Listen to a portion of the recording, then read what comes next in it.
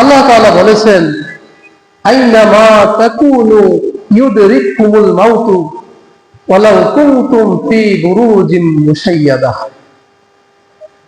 তুমি যেখানেই থাকো না কেন, ইউদরিকুমুল মাউত, তোমাকে মৃত্যু পাকড়াও করবেই।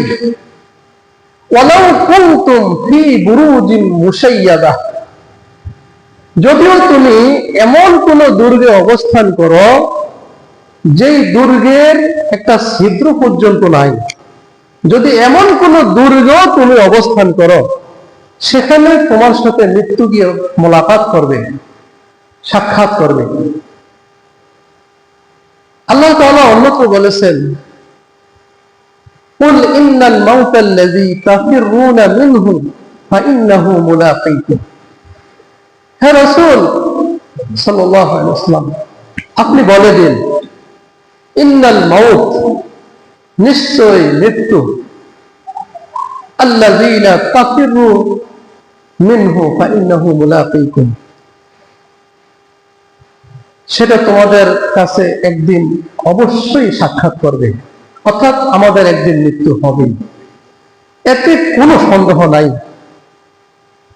সুম্মা তুরাদ্দুনা ইলা আলিমিল গায়বি ওয়াশ শাহাদা, অতঃপর তোমাদেরকে ফিরিয়ে নেওয়া হবে যিনি আলিমুল গায়ব, সে আল্লাহর নিকট।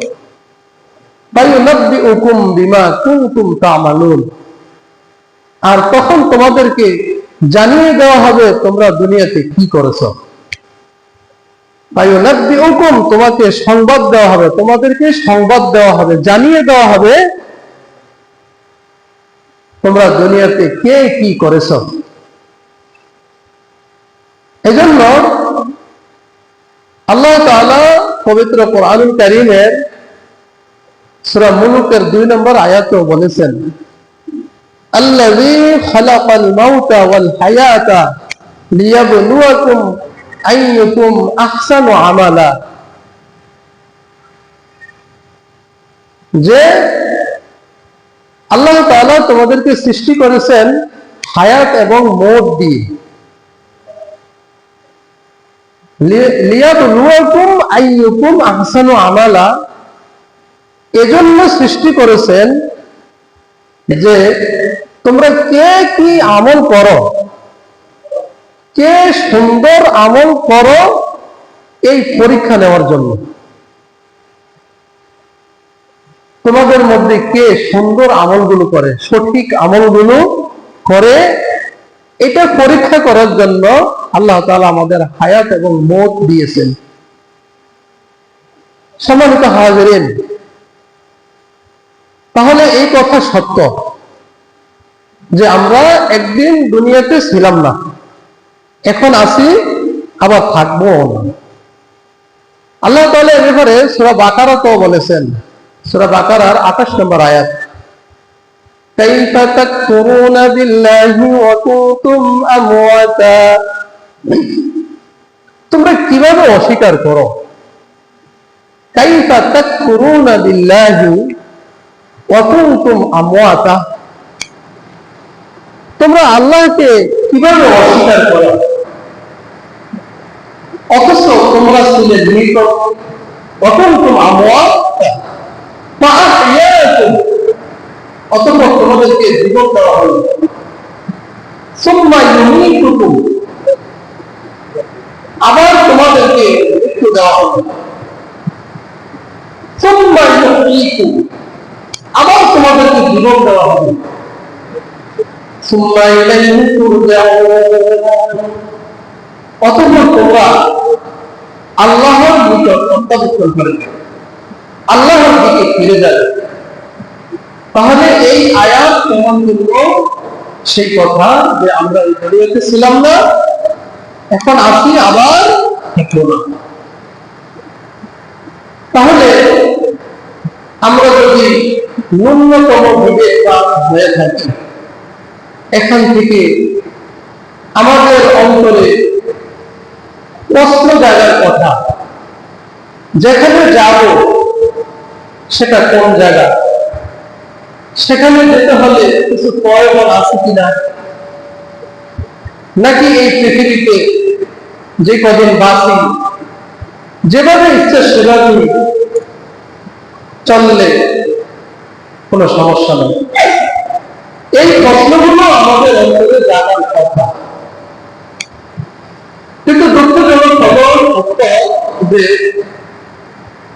অধিকাংশ আমাদের অন্তরে তো জাগেই না, বরং যখন আলেম ওলামা আমাদের অন্তরকে জাগ্রত করে দেয়, ওয়াজ নসিহত করে, আমরা সেখান থেকেও দীর্ঘস্থায়ী কোন শিক্ষা লাভ করি না। শিক্ষা লাভ করলেও ক্ষণস্থায়ী। হয়তো আজকে এই আলোচনা করলে একটু মনটা নরম হবে, হয়তো আসরের নামাজ মাগরিবের নামাজটা একটু পড়লাম, আবার এসার সময় কোনো খবর থাকে না, এরকম। কিন্তু বাস্তবটা হওয়ার কথা ছিল এমন যে কোন আলেম যদি আমাকে বারবার স্মরণ করিয়ে নাও দেয়, আমার নিজের গর্জে সেটাকে স্মরণ করে নেওয়া উচিত ছিল, ঠিক কিনা বলেন? কারণ যার ঘা পার দেখা, আমি জাহান্নামের আগুনে জ্বলবো, আমার কষ্ট হবে, সেই কষ্ট থেকে বেঁচে থাকার জন্য যত দৌড় ঝাঁপ সব আমাকেই তো দেওয়া উচিত। কিন্তু এখন বিপরীত হয়ে গেছে। এখন আলেম ওলামা সাধারণ মানুষদেরকে বলছে, আবার সাধারণ মানুষ যিনি একটু কোরআন হাদিস জানেন, তিনি আবার যখন দেখলেন যে অন্য একজন ইসলামের পথে নাই, নামাজ পড়ে না অথবা গুনার কাজে লিপ্ত, তখন ওই লোকটা তাকে নিয়ে ব্যস্ত থাকে। কেউ না করতে কি এগুলো নামাজ পড়ে না, অথচ নিজেও পড়ে না, নিজেও পড়ে না, অমুকের মেয়ে এটা করছে সেটা করছে, এই নিয়ে সে সারাক্ষণ চিন্তিত, নিজের খবর নেই।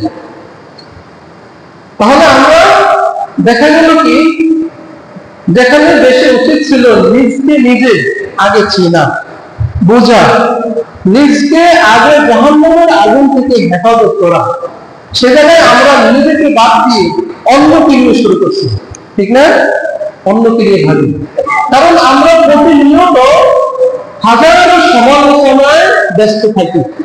আর এই সমালোচনা কি নিজেরটা করি? অন্যের সমালোচনা করি।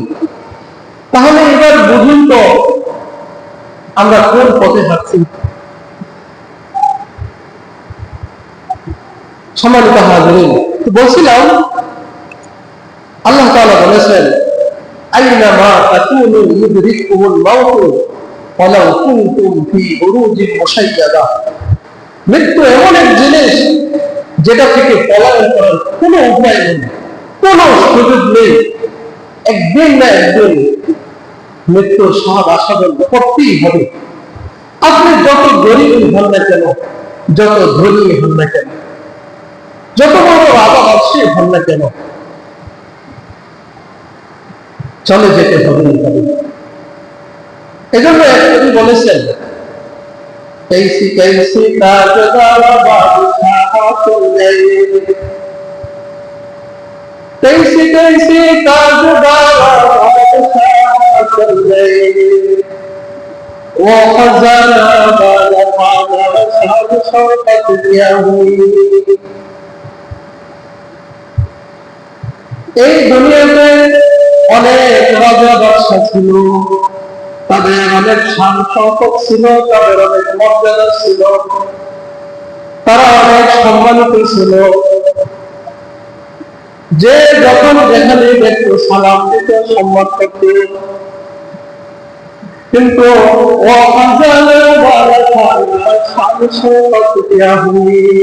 সেগুলো কি হয়ে গেল?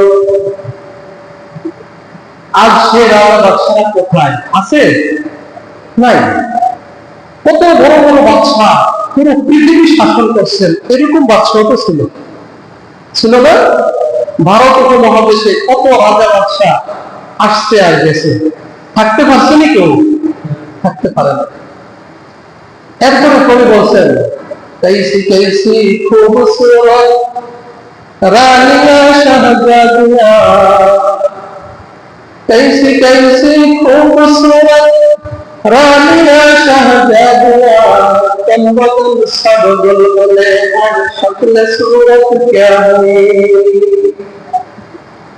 রাজা বাদশার আবার স্ত্রী আসলেন রানী, তারাও তো ছিলেন, তাদের সুরত ছিল কত সুন্দর। হ্যাঁ, তনবদন সবগুল বলে আর সকলে সুরত কেমনি। রাজা বাদশাহ শহরের মিজান ছিলেন, তারা পৃথিবীর জমিনে যত দামি দামি কসমেটিক ছিল ব্যবহার করছে, যত সুন্দর সুন্দর স্নো পাউডার ছিল এগুলো ব্যবহার করছে। কখনো গায়ের মধ্যে একটা পিঁপড়া আসবে সেই সুযোগটাও ছিল না, গায়ে একটা মশা মাছি বলবে সেই সুযোগটাও তারা দেয় নাই। কিন্তু তনবদন বলে হয় সেই সুন্দর বদন, বদন মানে শরীর, কোথায় গেল এগুলো? কি হয়ে গেল?